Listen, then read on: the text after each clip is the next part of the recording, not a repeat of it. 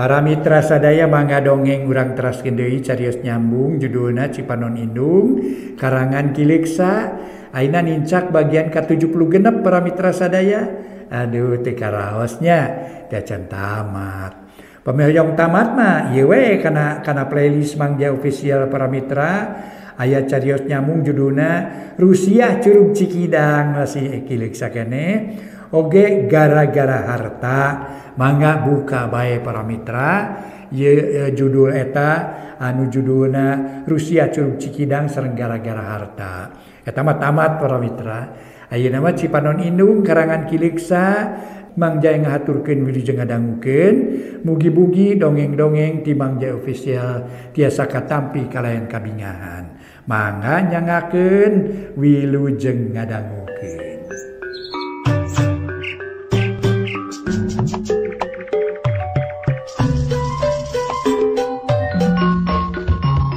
Para mitra kaum dangu, wilujeng tepang deui sareng acara matuh dongeng enteng pangbeberahman. Mangjaya sapara kanca ngahaturkeun wilujeng ngadangukeun ieu dongeng para wargi carios nyambung judulna Cipanon Indung ayeuna nincak bagian ka-76. Kumaha terasna ieu dongeng mangga urang sami-sami bandungan bae atanepi urang sami pajeng, urang sami teraskeun hanca nu katuna teh carios nyambung judulna Cipanon Indung karya Kileksa ayeuna nincak bagian ka-70. Para mitra kaum dangu nu sami-sami ngabandungan ieu dongeng. Kumaha atuh Ridwan sabada dipentaan tulung kuliah sangkan ngabantuan neangan Eni. Ridwan harita ngajawab, nya upami kitu mah bujeng-bujeng disuhunkeun, sanaosan teh ge akang teh bade usaha sateka pola. Kanggo milarian Eni, wayana sing sabar we nyalianya, ieu cocobi kalintang abotna. Tapi akang percaya Lia sareng Yati bakal sanggup mayunan ieu ujian. Ngan akang hanya ka teu kantos tepang sareng tuang rama, padahal hakang hayang tepang pisan sareng anjeunna. Ceuk Ridwan bari tuluy ngarahuh bangun eungap hatena haneu euleun. Hatur nuhun kana kasengman akang, abdi mah ngaraos seuregreg nguping kitu teh. Rupi namung sakitu we paryogina ti abdi teh Kang, punten ngaganggunya. Ceuk Lia ngarasa sugema sabab Ridwan sadia pikeun ngabantu. Kahartos liakeun ulah alit manah akang seja ngabantu. Margi akang ngiring tanggal waler kan hal ieu. Manawi teh pangna teu aya ngantor teu damang, atanapi aya peryogi sanes, horeng teh Ridwan teu kebat nyaritana hatena sedih jeung kaduhung sagede gunung. Muhun teh Eni teu tiasa lebet didamel jalaran anjeunna teu aya di bumi, mugi-mugi enjing pageto mah tiasa deui ngadamel sakumaha mistina. Ayeuna mah bade wangsul we Kang abdi teh diantos di naon teh wartos di Kang Ridwan salajengna. Bantuannya Kangnya sareng di abdi manghaturkeun nuhun sateu acana. Ceuk Lia dariana keur. Manehna bener-bener miharep ka Ridwan sangkan ngabantu. Muhun kitu we lo ayeuna malah mangga wilujeng angkat we. Antos ya di bumi engke ge upami teu aya wagelan mah akang bade ka bumi heula. Diantosnya Kangnya. Sanggeus parat babadamian Lia balik deui ka imahna. Hatena beuki hariwang lantaran ayeuna mah geus yakin yen Eni teh meunang kanyeri ti sababaraha urang, kaasup kanyeri ti Ridwan anu dianggapna teu sahate jeung manehna. Palebah dieu tangtu Eni teh ngarasa nu gelis, dumeh pamadegan teu aya nu nyokong, estu nyorangan bae mahiwal. Barang datang ka imah Rojali jeung Yati geus nyampak. Maranehanana geus rengse ngajalankeun tugasna ngalaporkeun ngeunaan Eni nu ninggalkeun imah teh. Kumaha di kantor polisi ayi? Aya nu kersa ngabantu? Ceuk Lia bari gek diuk panon neuteup ka Rojali. Kantenan bapak-bapak nu di kantor polisi mah sadayana ge sejang ngabantu teteh. Malih mah dina dinten ieu teh tos ngawitan ngayakeun panalungtikan. Hiji patugas tos kenging pancen ti atasan kanggo ngabantu ka urang. Malih mah name tos di dieu nanging teu lami, jawab Rojali. Nuhun atuh aye parantos kitu mah mugi-mugi we sing engal kapenak. Tapi kumari Kang Ridwan teh nah kapenak atanapi henteu? Ceuk Yati bari Noel. Manehna hayang nyaho urusan jeung Ridwan. Tepang di kantorna, kaleresan teu kaluar kota. Tadi teteh teh geus badami sareng anjeunna sarta Kang Ridwan bade ngabantu kana kasusah urang. Sugan we ari pada neangan magampil ka penakna. Nuhun atuh teteh abdi marada regreg meusan. Lapar urang tuang heula yeuh. Yati nangtung ngajak dahar. Lia jeung Rojali satuju tuluy parilah diuk ka tempat dahar, berak dahar balak kecerakan, ngariung tiluan bangun ponyonaker. Rojali geus teu asa-asa didinya lantaran ayeuna mah geus teu kagoku pribumi, komo dalia kataranya angeun pisan atuh beuki wanoh bae. Sanggeus rengse sagala rupana. Harita teh Rojali amitan heula sarta janji ka Yati mun aya naon-naon rek buru-buru nepungan. Ari Yati jeung Lia sanggeus ditinggalkeun ku Rojali dariuk ditepas bari ngareureuhkeun ka cape. Torojol karto mawa jeruk segede mawa jeruk para mitra, menjeruk gede maksudna. Jeruk gede sapiring aya jeruk segede piring. Jeruk agengna jeruk Bali teh ya para mitra kaing masekan sapiring gitu maksudna. Hatuh lumayan neng kanggo cuci mulit raos geda. Ceuk karto gek manehna diuk bangun tumaninah naker. Di mana kaing jeruk mang? Lah pamasian ti Jang Darta, tuh warung itu tuh. Karta nunjuk manehna ngahaja nepungan dununganana aya picaritaeun. Nuhun atuh kabeneran kuring teh keur hanaang. Mang, kumaha kaayaan di dieu salami dikantun ku abdi? Teu aya naon-naon? Ceuk Lia bari nyokot jeruk am di dahar. Aya neng. Tadi ka dieu Jang Darta naroskeun mimin. Tapi mang tok tiasa nerangkeun, margin tok terang. Taina bade naroskeun ka Neng Lia tanapi Neng Yati. Sawe nu kelarsan uninga, kemana ri mimin, nu kemari di dieu teh basa naroskeun tuang Rama. Mimin, nah hubungan naon? Jeung Mang Darta tukang warung? Oh, selaresna mah Jang Darta teh popotongan mimin. Ari mimin nuju anom sok nyelowedor, nu ayeurna patebang sareng tuang Rama. Janten Darta sareng tuang Rama teh maru. Malima kepungkur kantos tarung di jalan sareng di bumi. Kitu mun numutkeun katerangan ti Jang Darta. Leuh, terasna kumaha atuh Mang? Bade naon naroskeun ka dieu? Lila reuwas sieun aya masalah anyar nu nambah-nambah kana kapusi untuk kedah reuwas neng. Margi Jang Darta perantos eling sarta sadar kana kesalahan anak. Manehna untuk aya maksud awon. Naroskeun sote palayeun terang dumeti payun kantos kedatangan ku mimin. Nu naroskeun tuang Rama teh. Janten pangna mimin sumping ka dieu dituduh ku Jang Darta. Ayeuna Jang Darta naroskeun kumaha terasna tak kitu neng. Janten moal aya sawios-wios saterasna Mang? Ah moal neng. Jang Darta untuk kagungan maksad awon. Nuhun atuh ari teu aya maksad da naon mah. Saurkeun we teu terang kitu da urang mah teu kedah namih-namih emutaneun. Margi mikiran teh eni ge parantos sakieu riweuhna. Atuh komo mun ditambah ku mikiran model kitu. Bakal leuwih riweuh. Jareng kaweur. Ceuk Lia mungkas obrolan ngeunaan mimin jeung Darta sabab pikeun manehna mah teu aya hartina. Da leres neng sawios eta mah lalakon batur untuk kedah ngiring mikiran. Tapi kumaha kaya neng ayeuna? Kedah kumari Mang? Ceuk Karto bangun bingung. Asa can teteg cicing di imah Lia. Ari sabab Karto teh sok inget kana anak jeung pamajikan. Dalamun teu melang ka Lia jeung Kayati mah geus hayang hider deui ngalalana neangan bisar mi jeung Rojali tapi rek ningalkeun dunungan teu tega mana komo ayeuna keuriweuh pisan. Kieu nya Mangnya, kuring tadi geus nepungan Kang Ridwan pikeun menta bantuan dina raraga neangan teh Eni. Atuh Yati jeung Rojali tadi teh tas di kantor polisi menta bantuan kan wajib pikeun neangan teh Eni. Ari Mamang wayahna sing betah di dieu nya. Sabab ayeuna Mamang Karto teh lain nulian tapi geus dianggap kula warga sorangan. Mamang di dia dijieun sesepuh dipake gaganti kolot ku kuring. Sabab igu parantos pupus bapa ge nya kitu. Hiji-hijina nu bisa dipuntangan tulung iwati Mamang. Tah kumargi kitu geus we teu kudu loba aturan deui sing betah di dieu. Nya Mang gari kitu mah. Mang sejatumut kana kapalain yang Lia.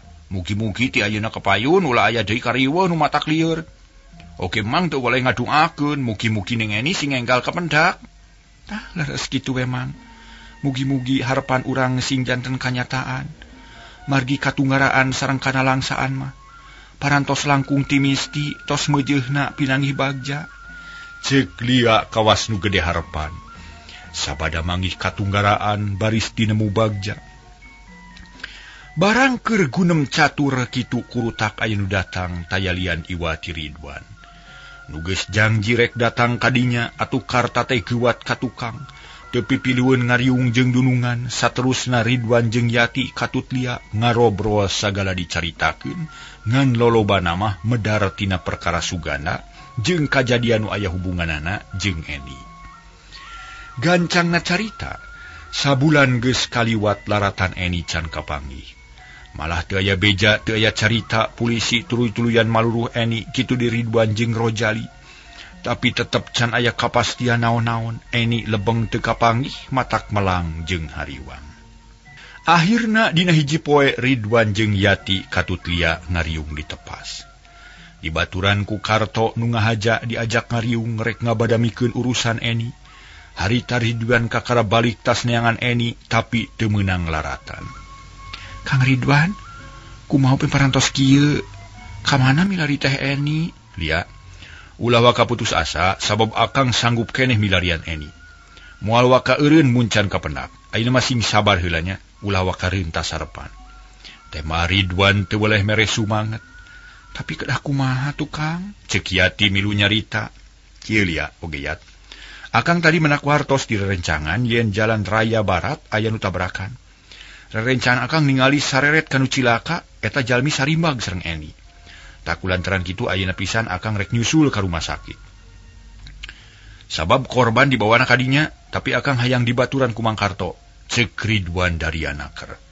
Nerangkeun pamanggihna poe eta puguh lia jeung Yati meuli curinghat. Reuwas sok sieun nya nu cilaka teh lanceukna. Duh Kang, kumaha upami leres? Palang siang teteh. Teu kebat nyaritana kaburu kapegat deui ku Ridwan. Ulah waka dilelewang, sok matak geumpeur kana hate. Ayeuna mah antosan di dieu nya akang bade mios sareng Mang Kasro.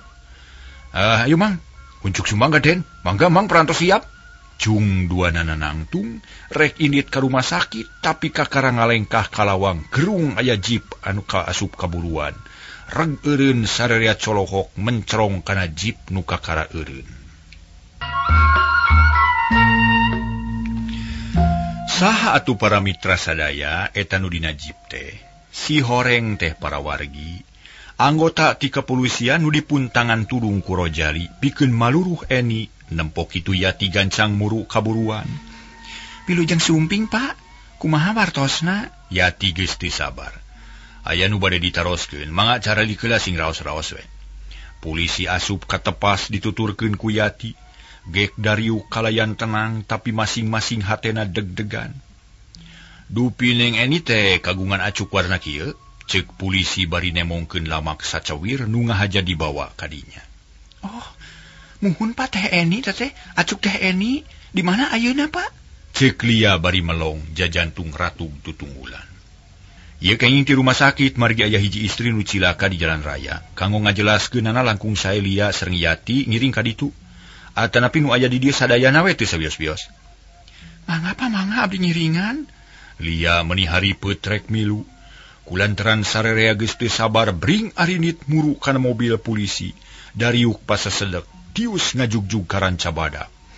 Salila di perjalanan teu aya nu cacarita tapi masing-masing hatena nyipta-nyipta kanu anggang kana kaayaan di rumah sakit dipapantes ku lamunan anu matak ngalalewang kana hate. Teu kacaturkeun di jalana kocapkeun geus anyog kanu dijugjug. Harita Ridwan jeung Karta leumpang ti heula nuturkeun polisi. Ari Yati jeung Lia di tukang keneh, ari polisi nepungan heula patugas di rumah sakit. Nanyakeun korban kacilakaan nu geus dirawat di rumah sakit. Ku patugas dianteur ka hiji rohangan ari gok teh sarerea ngajenghok sabab asup ka kamar mati. Den, na urang teh los-los ka dieu. Di mana nu pade ditinggalian ku urang tuh? Asa koong abdi. Ceuk Karta ngaharewos ka Ridwan. Duh kamang abdi ge kirang terang yeuh tuturkeun tuh nu berwajib. Mangka den tapi di mananya neng Lia sareng neng Yati? Keun we lah pandeuri keneh beureun. Yu Mang ka jero Mang. Duanana asup nuturkeun polisi barang geus aya di jero katempo aya 2 mayit nu ngajepat dirurub ku lawon bodas. Reg polisi eureun deukeut mayit awewe, Ridwan jeung Karta ngadeuketan bari deg-degan. Cobi tegaskeun hakenal atanapi henteu ka mayit ieu. Ari numutkeun titinggalian simkuring meti akur sareng foto neng Eni. Ceuk ku polisi bari ngareret ka Ridwan jeung Karta. Ya Allah, ya Robbi, inna lillahi wa inna ilaihi rajiun. Teu lepat pa ite nuju dipilarian, teu sangkaen. Nepi ka kieuna. Ridwan teu kuat nahan Cipanon harita keneh merebay bijil. Lain sedih ku ditinggalkeun maot ku Eni tapi kaduhung jeung boga rasa salah. Dumeh samemehna Ridwan geus ngajaheutkeun hate Eni.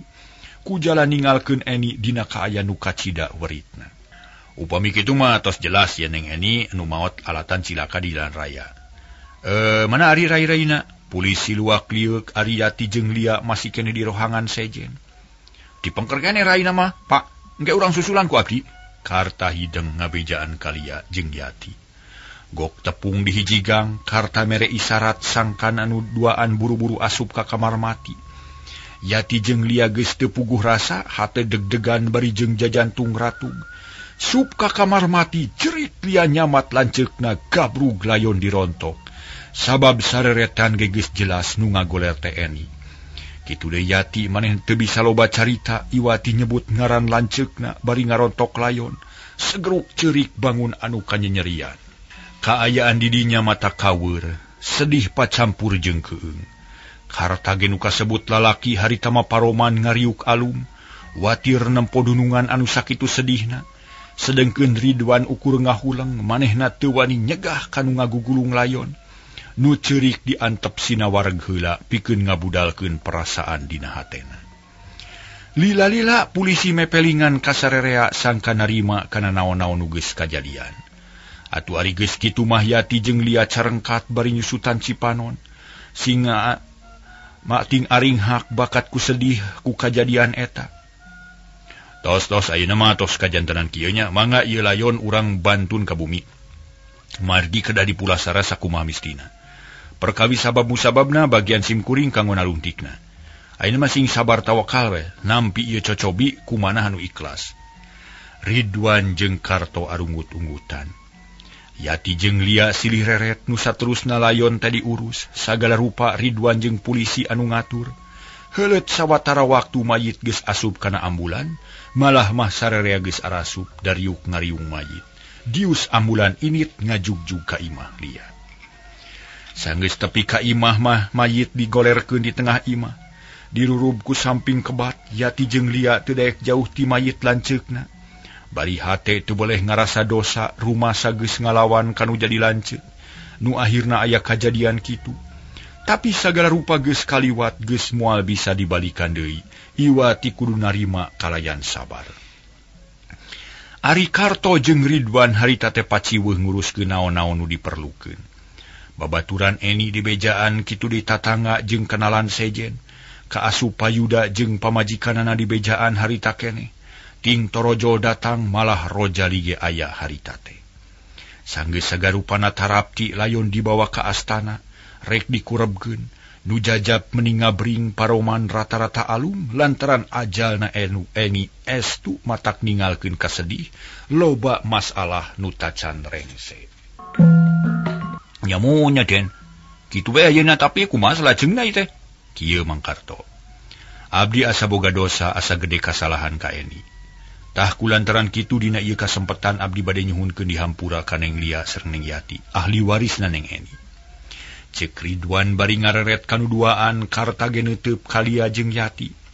Kang Ridwan, dina leresan ieu mah teu kedah kagungan emutan kitu, margi kajantenan nu tumiba ka teh Eni. Tos kersaning anu maha kawasa, sadayana sangakeun ka Allah subhanahu wa ta'ala. Tema Lia bari dumareda, inget deui kana nasib nu tumiba ka lanceukna. Laras Lia sagara rupi nu kajantenan di dunya henteu leupas tina pangersamantena. Tapi sabagian ageng sabab musabab akibat tina lalampahan urang sorangan. Contona saperos Neng Eni pangna wantun ngantunkeun bumi akibat kariweuh nu minuhan emutan. Ari nu diemutan ku Eni tayalian Iwati masalah Yati sareng Lia. Oge masalah diri akang pribadi, tangtuna jadi kieu. Tos Kang Ridwan teu aya hartosna nyarioskeun nu parantos kalangkung mah. Mending ge urang emutan nu balis ka sorangna kedah kumaha ayeuna. Lia tumanya paneuteub asa nanceb kana dada Ridwan. Nya mangga urang sawalakeun pilampaheun salajengna. Nanging kumaha kalepatan akang na dihapunten ku Yati sareng ku Lia. Ari kalepatan ka abdi sareng ka Yati mah tangtos. Da masih kene aya jalmina ku abdi dihapunten. Abdi ikhlas ngabebaskeun sagarupi kalepatan akang. Abdi percanten mung upami urusan sareng teh Eni masangakeun kanu maha kawasa Kang. Jawab Lia tegas, hatena memang tegenek teu maleukmeuk. Kuning caang bulan 14 taya gantar kakaitan. Lantaran nurutkeun pamikir Lia mah Ridwan teu boga kasalahan. Nya nu kundu pamikitu mah akang teteg sarta tentrem dina hate. Atuh sajabi ti kitu akang moal kagok dina ngabantu ka Lia sareng Yati. Sabab akang geus janji dina ati, sejan nebus dosa ku jalan nuluykeun tugas Eni nu salamina tanggung jawab ka rai-raina. Taina tugas Eni teh diganti ku akang. Lia tiasa neraskeun kuliah, Yati tiasa neraskeun sakola. Dugi ka mana bae ge, moal burung dimodalan ku akang. Ieu putusan ku akang tos ditetepkeun dina hate. Minangka panebus dosa, akang ikhlas kanggo mayuna naon-naon nu bakal tumiba. Tah kitu maksad akang teh Lia. Lia jeung Yati silih reret manehna teu nyangka yen Ridwan bakal nyarita kitu. Duanana teh teu buru-buru ngajawab ukur arunggut-unggutan bungah pacampur jeung kagagas keur kitu pokarta nempas. Waduh, atur nuhun Aden, mangiring binga kana eta putusan. Ku jalan kitu kasasana Neng Lia sareng Neng Yati baris ngirangan. Atuh sajapiti kitu mangke baris gaduh dunungan enggal aya tuturkeuneun. Leres mang. Diwangkid ayeuna kapayun urang sadaya ulah bade papisah deui. Langkung sae sasarengan ngambah kahirupan nu pinuh ku rupi-rupi cocobi. Nanging kumaha pamenak Lia sareng Yati bilih we marginu. Naon teh hartosna mah nu ngalalakon dia sareng Yati. Ari akang mun ngiringan wungkul. Ridwan hayang ngadenge jawaban ti Lia nu harita ukur silih reret jeung Yati. Sok teteh putuskeun abdi mah sejang ngiringan. Yati ngahatean. Kang Ridwan, abdi teh kalintang bingah nanguping kasauran akang anu sakitu saena. Nuhun pisan ari kersa mika welas mika asih ka kulawarga abdi. Nu memang nuju dipuragaan ku kasesah. Dipukpru ku kabingung. Abdi teu berat nabi kana maksad akang anu sakitu mulyana. Cek Lia bari dumareuda atoh pacampur jeung sedih ras inget ka Eni. Nya hatur nuhun Lia, akang teh ngemplong ari geus aya jawaban nu pasti mah. Akang moal kagok ngabelaan, moal asa-asa ngalang-langan. Taina akang bade wakca balaka, moal rek disumput salindung sabab akang teu bisa ngabobodoh hate sorangan, oge teu sanggup ngabohong kanulian. Perkalis naon, Kang? Lia rada reuwas panon molohok ka Ridwan, kieu Lia. Ayeuna akang nyuhunkeun disaksian ku Yati sareng ku Mangkarta supados langkung kiat sareng afdol. Kapungkur akang teh parantos ageng harepan yen baris laksana mati kembang malati anu mangkak di ieu bumi. Nanging sakumaha nu tos kasaksi ku Yati sareng Lia, dugi kadanget ieu akang teu hasil mati kembang. Malah mah kalah kagagal teu aya harepan deui. Tah ieu nu janten masalah. Atuh maksud akang anu sae teu kenging tempat dina mana Eni dugi katungtung yuswana. Eni teu kantos ngawaler nu tegas nahan nampi atanapi nampi. Akhirna akang ngelehan, akang mundur tina tujuan nu tadi. Sabab isin mika hayang kanu teu hayangeun, kanu teu suka. Tayuna akang ningal kaayan kieu asa katurug katutu. Asa moal aya rugelna upami akang nepakeun ieu pamaksadan kanu aya. Kumaha upami akang sejang ngiringan mikanya ka Lia supados ulah kagok ngabelaan. Maksud akang teh kumaha? Lia beuki reuwas teu pati ngarti kana caritaan Ridwan. Muhun maksud akang teh nu kantos didugikeun ka Eni ayeuna ditujukeun ka Lia. Mugi sing percanten we. Maksud akang sanes ngan saheureuyeun nanging leres-leres hoyong hirup sasarengan, ngawangun rumah tangga anu bagja. Cek Ridwan teu asa-asa nyaritana lantaran niatna ge memang hade. Kitu maksud akang teh. Kahartos aturi maksud kitu mah nanging wayahna moal tiasa diwaler ayeuna margi abdi teu werat ngemutan hal eta dina kaayaan kieu. Apan abdi teh sasat nuju Tunggara. Neme pisan dikantun kupun bapa. Nu neme tepang ayeuna disusul ku Teh Eni. Kasedih sareng katunggaran abdi moal lipur ku saminggu, moal laas ku sabulan. Tah kumargi kitu abdi mah teu acan wantun ngawaler ayeuna. Jawab Lia daria pisan. Sabab hatena bener-bener masih keneh kaweur ku kajadian nu karandapan anyar-anyar ieu. Lia, akang ngartos kana maksud cariosan dia.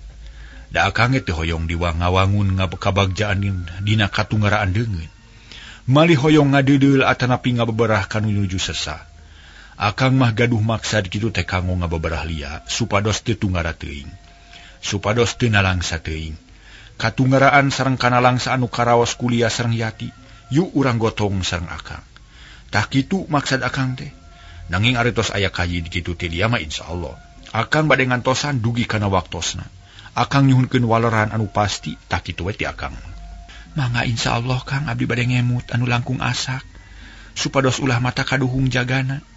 Ayeuna abdi teh teu acan tentrem hate, teu acan wantun ngemutan anu kitu, margi ker sasabar, mugi ker sasabar we 2 sasih abdi bade ngemut. Mangga ku akang diantosan. Nuhun atuh dupi salajengna kumaha? Lia marah mai bakat ku bunga. Nya ayeuna mah nyangakeun we ka Lia sareng ka Yati katut ka Mangkarto.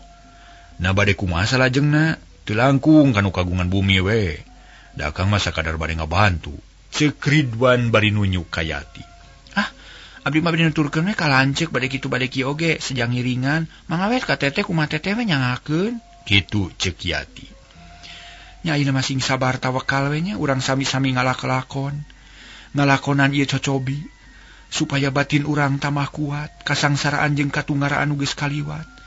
Geus cukup jadi ujian pikeun urang duaan. Anggap minang kaubar, sangkan urang leuwih jagjag. Tah ayeuna sing kuat nahan ujian nu satuluyna. Malar batin urang teh leuwih teteg. Muhun teteh abdi ngartos kana maksad teteh, margi moal aya gunana ngemutan nu tos kalangkung asa moal aya hartosna. Leres neng eta kesauran teh kelintang saena. Mang mah setuju margi duanana ge sae. Ngan aya mana timbang sakedi. Kade tiwangkid ayeuna kepayun. Sareng saderek sing akur, sing sauyunan ulah bade pakia-kia. Kedah silih asa, silih asu, silih asi. Kesangsaraan nu perantos kelangkung ulah ketambi deui. Lah kitu neng. Ceuk Mangkarto bari pepeta mepelingan ka Lia jeung Yati. Hatur nuhun Mang abdi nampi kana pepeling ti Mamang. Malih mah abdi janji ti ayeuna yen Mamang teh ayeuna mah geus lain tukang kebon sanes tukang masak, lain tukang nalingakeun bumi, tapi dianggap gaganti nu jadi bapa nu baris di pentaan piwejang di mana aya kararepet. Mugi-mugi ti ayeuna kapayun mah cocobi teh singkiat. Tah kitu ceuk Lia ngedalkeun isi hatena nu percaya ka Karta. Inuhun neng, Mang raos bagja upami kitu mah nuhun. Sawangsuna Mang mugi-mugi singa tina kanan. Saterusna nu opatan uplek ngarobrol sagala dicaritakeun. Beuki karasa para mitra rasa duduluran hubungan Ridwan jeung Lia katut Yati asa tambah deukeut. Mata greug-greug jeung gede hate. Kitu deui Karto manehna ngarasa tentrem meusan lantaran aya nu milu tanggung jawab pikeun nalingakeun anakna Juragan Suganda. Para mitra kaum dangu, ti harita Ridwan unggal poe sok datang ka imah Lia. Mun aya kasusah tara hese nyawalakeun lantaran Ridwan salilana tanggung jawab. Atuh kahirupan Lia jeung Yati teu karasa teuing ngagejlokna lantaran najan Eni geus maot ge alijasana mah tetep ngocor. Ayeuna tugas Eni diganti ku Ridwan, Lia bisa terus kuliah biaya Ridwan nu tanggung jawab. Kitu deui Yati jongjon nuluykeun sakolana. Cag tuna heula lalampahan Lia jeung Yati nu keur meujeuhna prihatin. Ayeuna kocapkeun Rojali ti saprak aya kajadian di imah Yati. Manehna jadi teu puguh rarasaan beurang peuting sok inget wae ka Yati. Akhirna dina hiji mangsa ngawani-wani maneh wakca balaka ka Payuda. Ngabudalkeun eusi hatena. Untung Payuda jeung nu jadi pamajikanana hiji sepuh nu bijaksana. Ngadenge katerangan ti Rojali kitu teu jadi masalah gede. Malah mata greug-greug kana hate Rojali sabab Payuda kawas sapamadegan jeung Rojali. Kitu deui jeung Ibu Suhami. Ujang, syukur pisan lamun boga pikiran gitu teh sabab ari nilih kana lalakonna mah. Bapa ge watir kaneng Yati teh. Sok asa ka anak sorangan, mana komo da ayeuna mah sasat patulalis. Teu inung teu bapa sarta anyar keneh ditinggalkeun maot pan ku lanceukna. Kitu ceuk Payuda ngamimitian nyaritakeun urusan Yati. Nya Ujang ibu ge sarua jeung bapa. Kitu pipikiran teh tapi kumaha maksud Ujang ayeuna atuh? Na bebeja heula. Ngeunaan hal ieu atuh ngan sakadar nembrakeun masalah atawa aya niat nu sejen? Bu Suhami leuwih seukeut perasaan. Bisa neuleuman hate Rojali. Bapak, Ibu, abdi bingah nguping kasauran kitu. Margi kawit nama abdi teh lowang sok sieun janten mamala. Abdi rumaos parantos mengpar tina jangjenu kantos dikedalkeun ku abdi. Abdi ayeuna tos kumawani ngurangan kana kawajiban. Sakedah nama abdi teh rajin diajar sarta suhud kana sakola. Margi tugas abdi salaku pelajar teu aya deui kajabi ti diajar nu leres kanggo nyugemakeun ka sepuh. Nu parantos ngaluarkeun waragad anu sanes sakedik-sakedik. Nanging abdi mah teu kitu, teu tiasa nyugemakeun ka sepuh.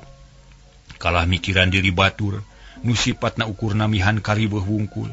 Hapunten Aba, Ibu, Rojali ngarumasakeun yen dirina salah, lantaran memeh lulus di SMA geus wani-wani heureuy ka awewe.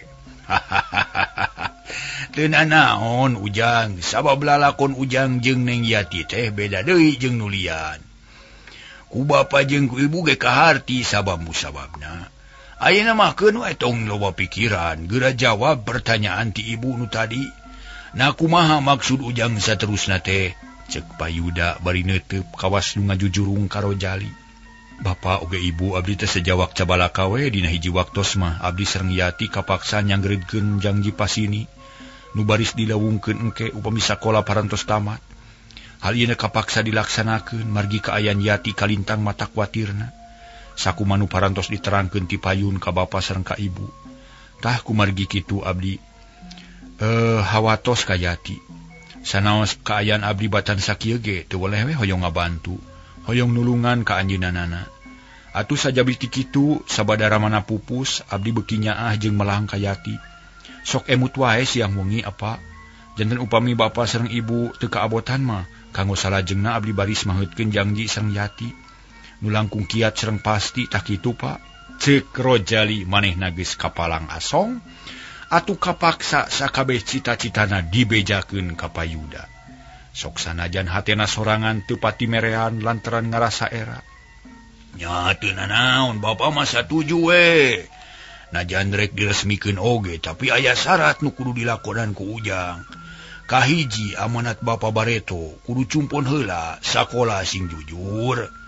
Sabab hidup baris jadi gaganti bapa kudu mimpin perusahaan.